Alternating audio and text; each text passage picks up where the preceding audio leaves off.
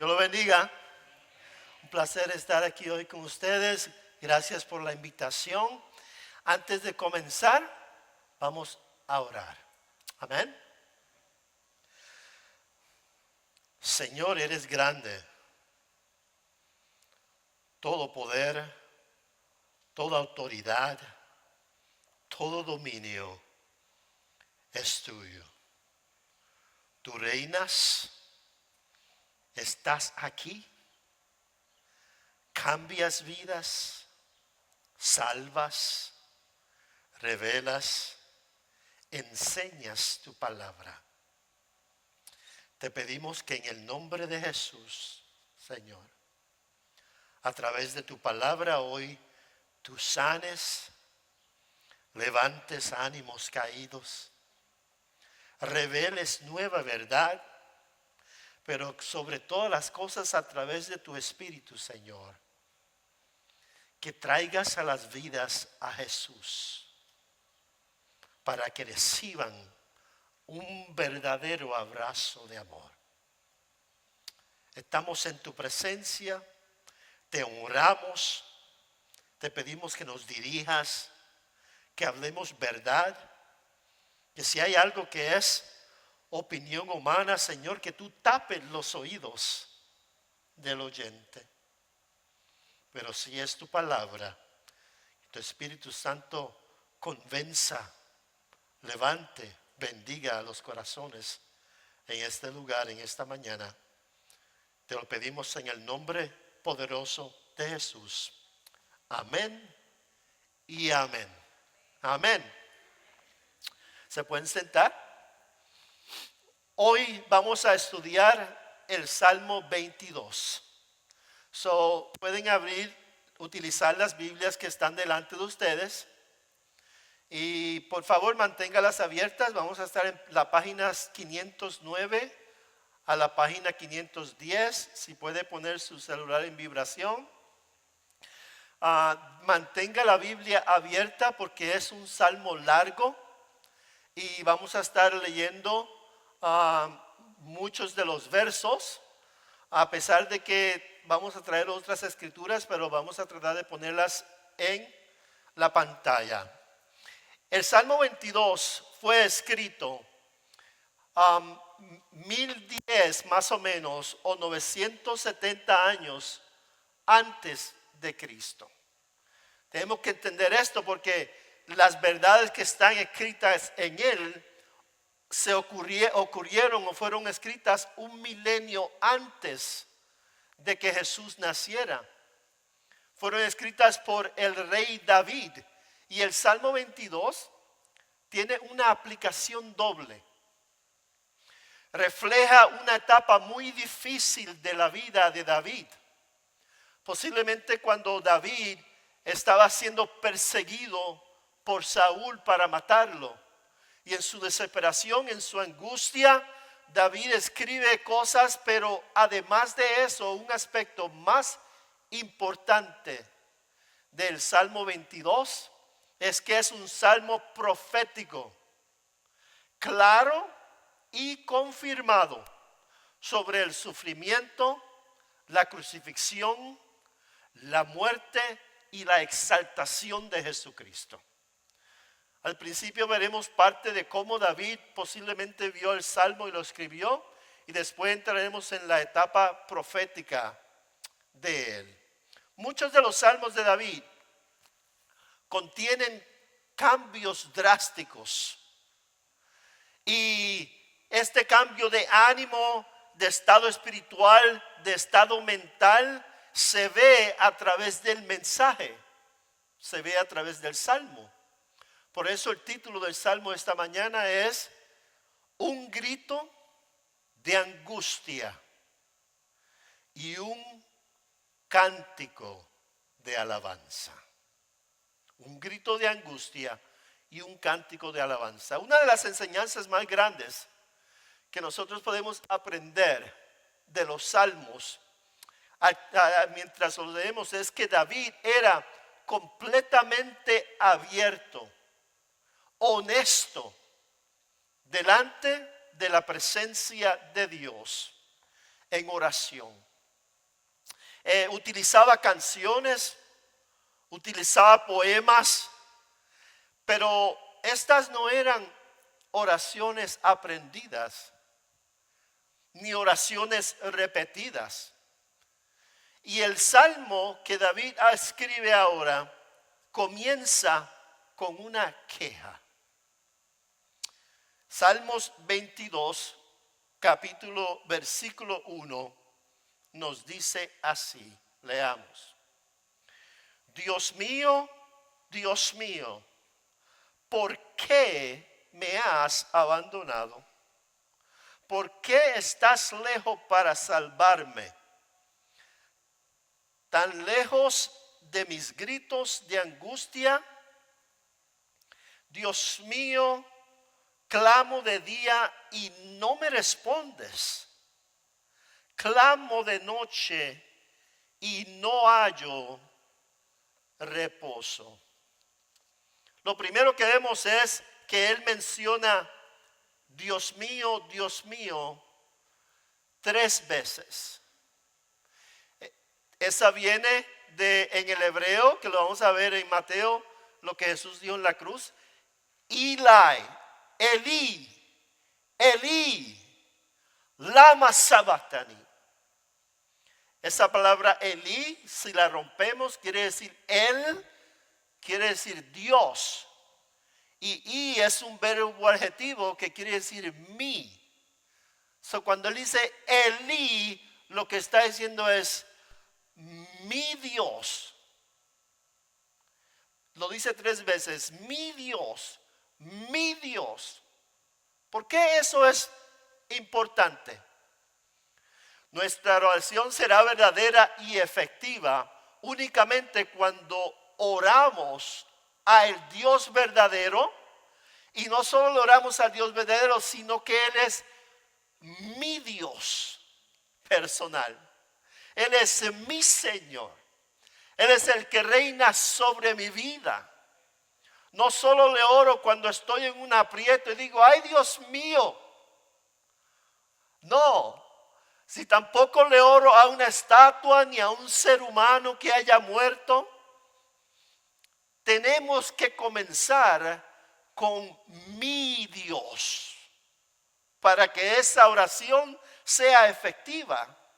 Si no comenzamos así, la oración no tendrá propósito ni significado. Pero David continúa y dice, ¿por qué me has abandonado? ¿Por qué estás lejos para salvarme, tan lejos de mis gritos de angustia?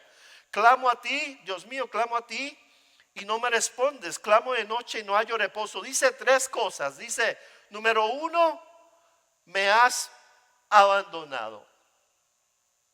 ¿Alguna vez se ha sentido solo o sola? Sé que muchas veces, aún recientemente pasamos por el COVID, que mucha gente sufría de soledad. Pero no solo dice abandono, sino que también dice, estás lejos de mí. No sé usted, pero como cristianos a veces, Señor, necesito tu presencia. No te siento, ¿dónde estás? Y no solo habla de que estaba lejos, sino que también dice, no me escuchas. ¿Sabes? Dijo una persona que las mejores contestaciones que Dios, cuando lleguemos al cielo, vamos a entender que las mejores contestaciones que Dios nos ha dado a nuestras oraciones es cuando nos dijo que no. Solo Dios sabe en su soberanía cuál es la respuesta y la que nos conviene a nuestra oración. Y a veces creemos que Dios no nos escucha. Pero ¿a dónde huiremos de su espíritu? ¿De dónde nos esconderemos de su presencia? Si subiera a los cielos, ahí está en la tierra, está en lo profundo del mar. Dios oye. Ahora no lo contesta todo, porque Dios no es un Santa Claus ni una ATH. Él es soberano. Amén. Pero tengo la sospecha que David no era el único que sufría de ansiedad de pánico es una de las causas más comunes que la gente lucha hoy. Luchamos con eso. ¿Y qué hace David con su lucha? Bueno, David no se detiene en su queja. David convierte su gemir en un cántico de alabanza. Y si seguimos leyendo, dice, verso 3, porque tú eres santo y te sientas en tu trono, porque tú eres santo. David, a pesar de su lucha, a pesar de su prueba, a pesar de la condición, a pesar de lo que le dijo el doctor, a pesar de lo que está sufriendo en el hogar o con un familiar, hay que hacer como dice David, Señor, estoy en la batalla, pero tú eres santo. Perfección divina que hace una distinción entre el creador y la criatura. Denota que Él, solo Dios, es moralmente perfecto y separado del pecado. Pero David no solo dice que es santo, dice, y te sientas en tu trono. ¿Qué le decía? Tú eres rey soberano. Tú eres rey de reyes. Tú eres rey de la creación, eres rey eterno, eres el rey de Jacob, eres el rey de Israel, eres el rey de las naciones. Tú te sientas en tu trono, Señor. ¿Cuántos se recuerdan de esa canción? Al que está sentado en el trono, ese es Él. Inmovible. David está diciendo, aunque tú no respondas a mi oración, tú eres santo. Aunque sufra tribulación, tú eres santo. Aún en mi dificultad, tú eres santo. En medio de mi prueba puedo abrir mi boca y decir, tú estás sentado en tu trono. Amén.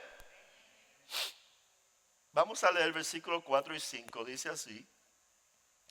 En ti confiaron nuestros antepasados y tú los libraste. A ti clamaron y tú los salvaste. Se apoyaron en ti y no los defraudaste. ¿Qué está diciendo David? Recuerdo la fe de mis padres. Recuerdo la fe de mis abuelos. Recuerdo la fe de mis antepasados. Él está diciendo, y nuestros hijos observan cómo reaccionamos nosotros en medio de la tribulación.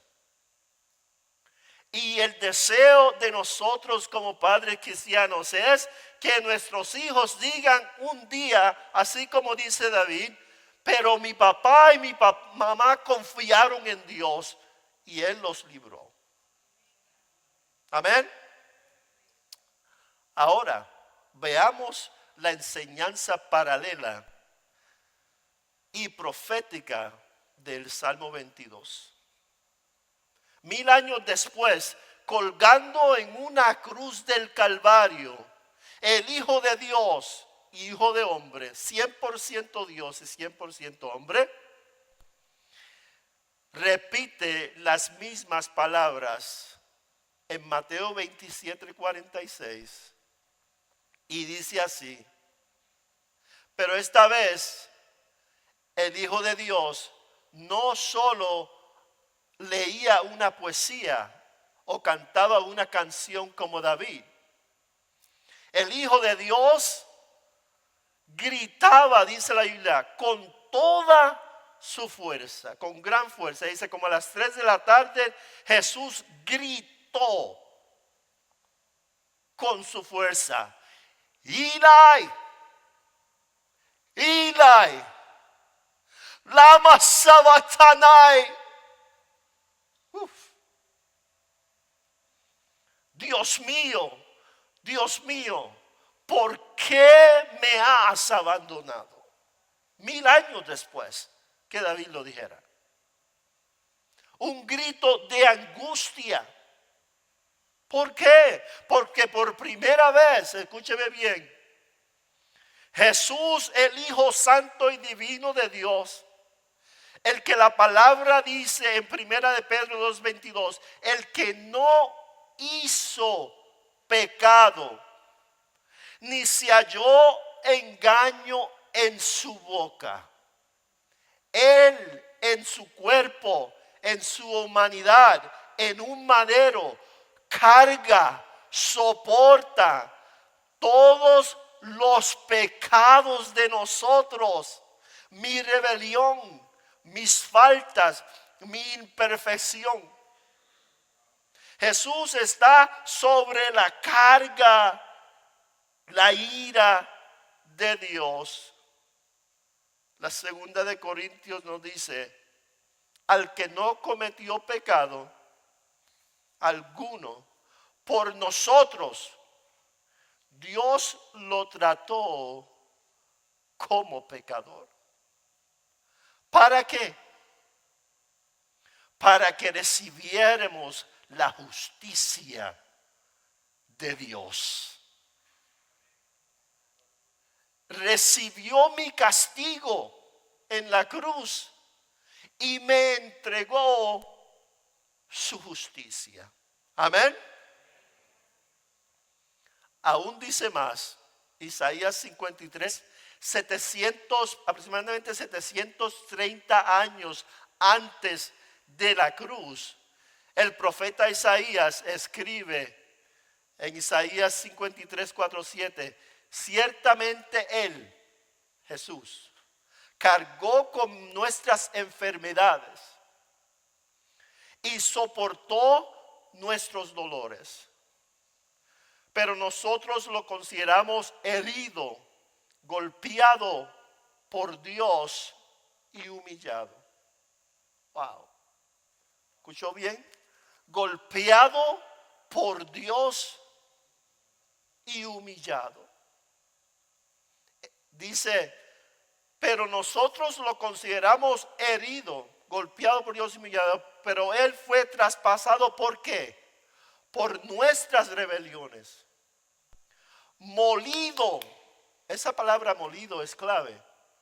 Aquellos que conocen todo el sufrimiento que Jesús pasó en la cruz, el azote, la corona de espinas, los puños que le dieron en la cara, su cara completamente hinchada,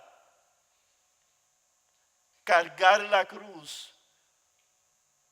La Biblia dice molido por nuestras iniquidades. Sobre Él recayó el castigo, precio de nuestra paz, y gracias a sus heridas fuimos sanados. Todos andábamos perdidos como ovejas. Cada uno seguía su propio camino, pero el Señor hizo recaer sobre Él la iniquidad de todos nosotros. Y cuando Jesús siente esa iniquidad, todo ese pecado, toda mi rebeldía, todas las cosas malas que yo he hecho en esa cruz, dice, Eli, Eli, lama sabachthani. Siente separación, porque el pecado separa. La pregunta más lógica cuando hablamos de salvación, la gente dice, ok, tú eres salvo. Uno le dice a la persona, ¿tú eres salvo? Si una persona no es cristiana, lo primero que van a preguntar es, ¿salvo de qué? ¿Salvo de qué? Y la Biblia nos muestra que fuimos, dice Romanos 5:9, y ahora que hemos sido justificados con su sangre, con cuánta más razón por medio de Él seremos salvos de qué? Del castigo de Dios, de la ira de Dios.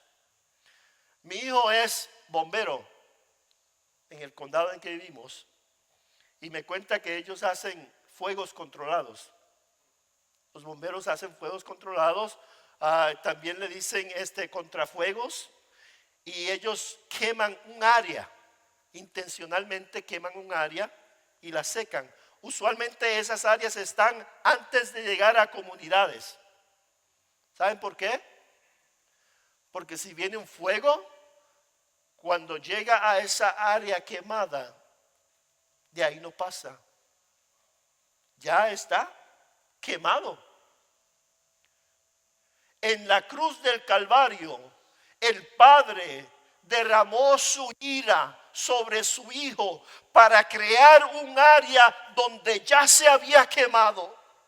Para que usted y yo entráramos a esa área y decir, aquí no me coge el fuego. Aquí estoy salvo.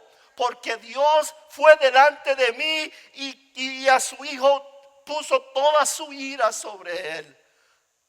Para crear un área de salvación. Amén.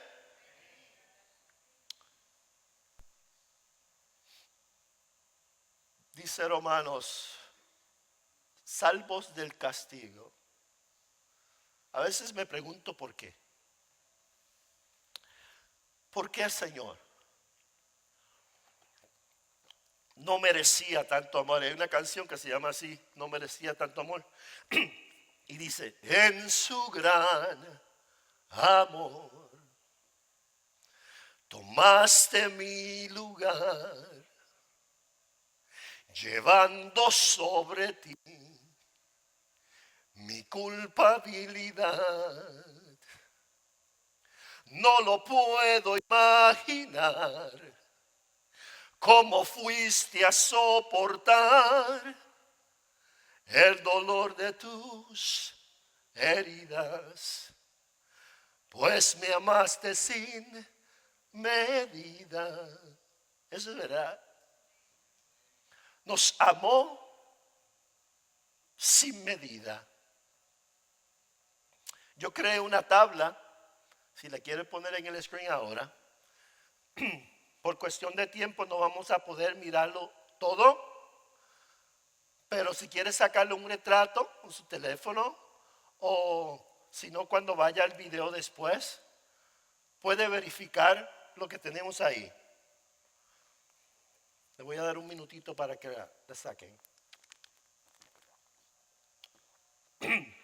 Perdón. Son muchos los versos, no lo vamos a poder cubrir todos, pero volvamos a Salmo 22, 6, 7. Dice así: pero yo gusano soy y no hombre. La gente se burla de mí. El pueblo me desprecia. Cuantos me ven se ríen de mí, lanzan insultos meneando la cabeza. ¿Sabes que eso se cumple literalmente en Mateos 27, 39? Dice la palabra: los que pasaban meneaban la cabeza y blasfemaban contra él. Mire el verso 8. Este confió en el Señor. Perdón. Pues que el Señor lo ponga a salvo. Mira lo que dice Mateo 27, 43.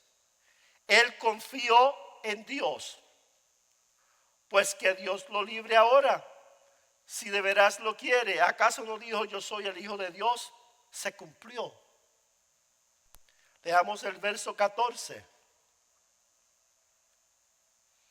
Como agua he sido derramado, dislocado están todos mis huesos. Mi corazón se ha vuelto como cera y se derrite en mis entrañas. Fíjense lo que dice Juan cuando habla del agua. Sino que en Juan 19:34 dice así: sino que uno de los soldados le abrió el costado con una lanza, perdón, y al instante brotó sangre y agua. Wow. Dislocados los huesos por la crucifixión. Dice, todos mis huesos están dislocados. Hay un reporte que se llama The Medical Crucifixion.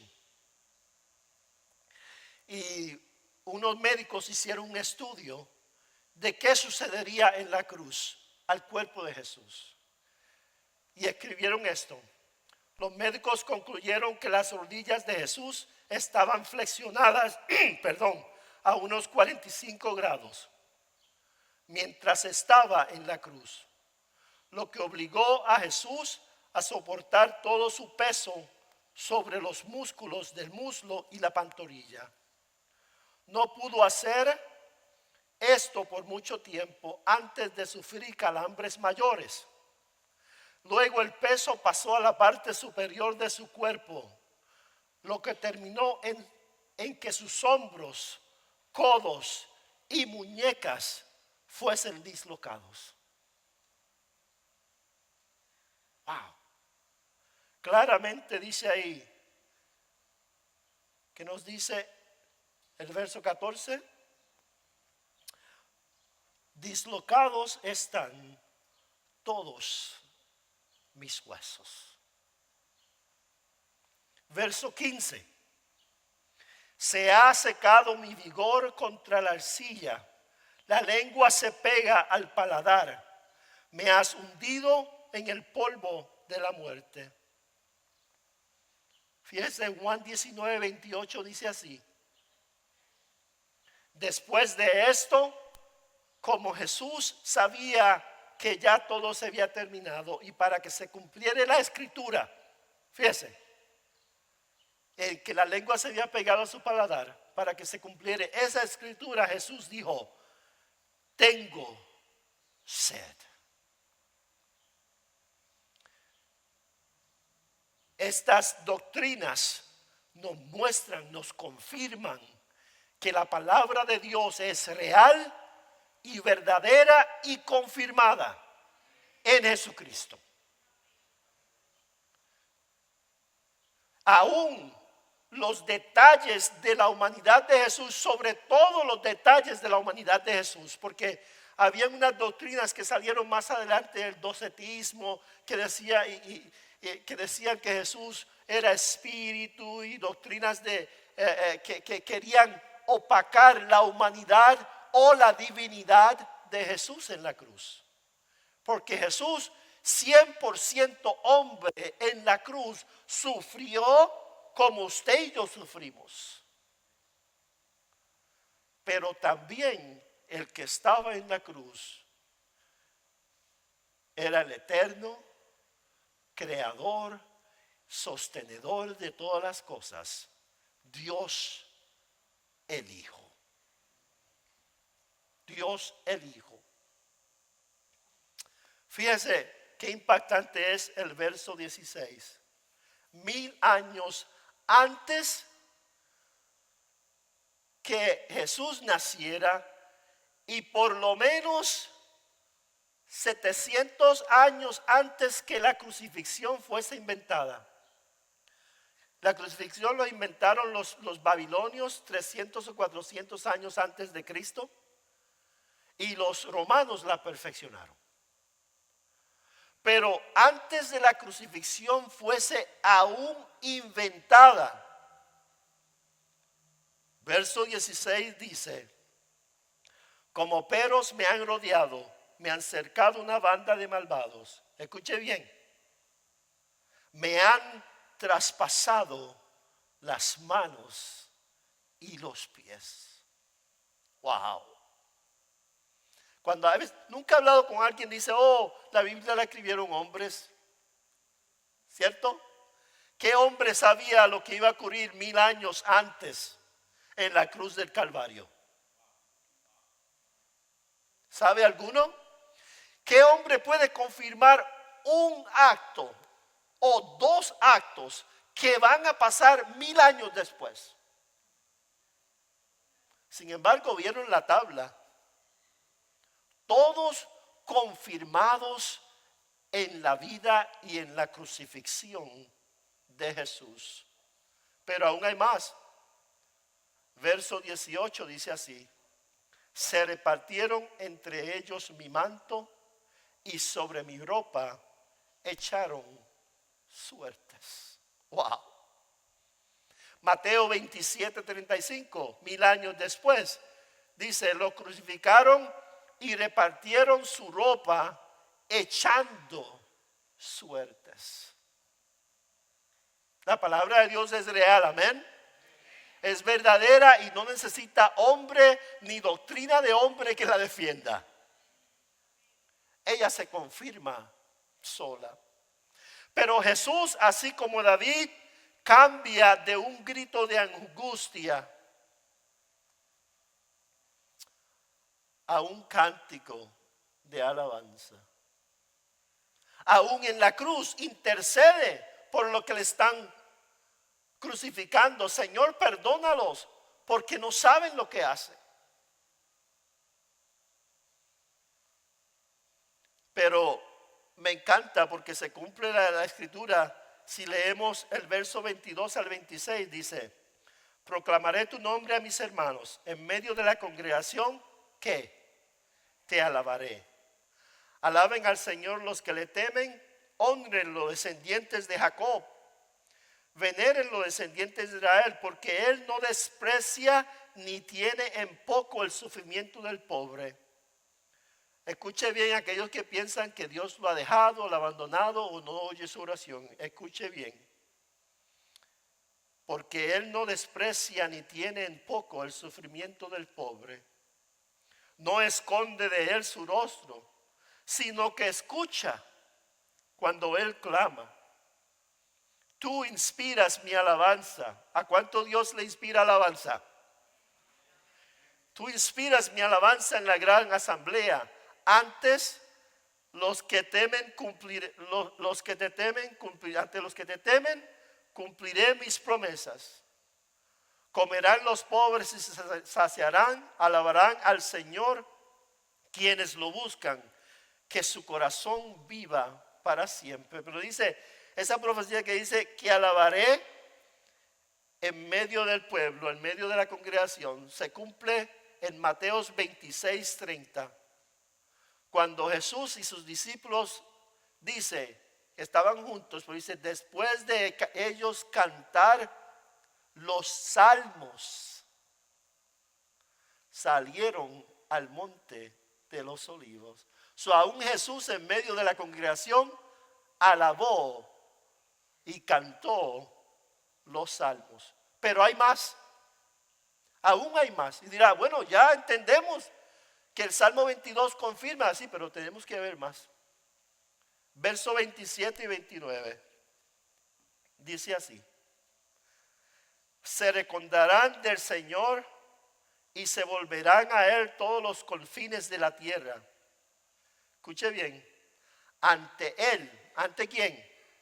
Jesús. Se postrarán todas las familias de las naciones. Dice, porque del Señor es el reino. Él gobierna sobre las naciones. Festejarán y adorarán, dice, todos los ricos de la tierra. Ante Él se postrarán todos los que bajan al polvo, los que no pueden conservar su vida. Fíjese lo que dice, apúntelo. Filipenses 2. Del capítulo 8 al 11. Mire a ver si esta escritura no se confirma. Hablando de Jesús, Filipenses 2, 8 al 11, dice así. Y al manifestarse como hombre, se humilló a sí mismo y se hizo obediente hasta la muerte y muerte de cruz. Por lo cual Dios lo exaltó hasta lo sumo y le otorgó el nombre que está sobre todo nombre. Now, aquí en el Salmo leímos que todos se postrarán delante de Él, ¿no? Mira lo que dice aquí. Para que ante el nombre de Jesús, aleluya, se doble toda rodilla en el cielo, en la tierra y debajo de la tierra. Y toda lengua confiese que Jesucristo es el Señor, para gloria de Dios el Padre.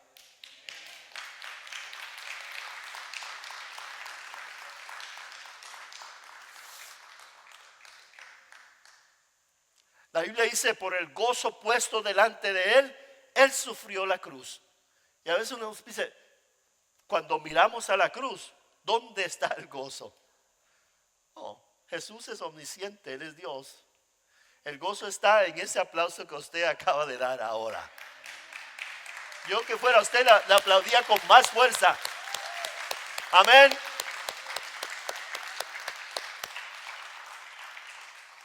Él lo hizo.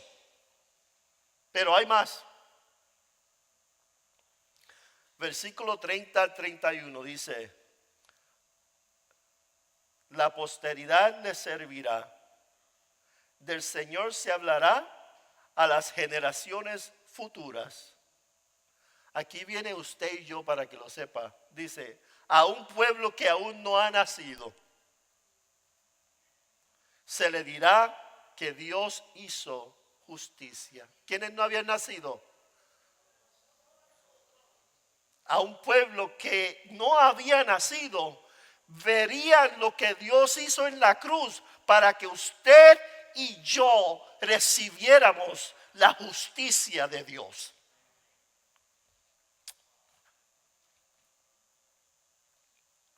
Pero hay más. Esa palabra al final del verso que dice Dios hizo, en hebreo es Asha. Póngamelo allá arriba. Asha.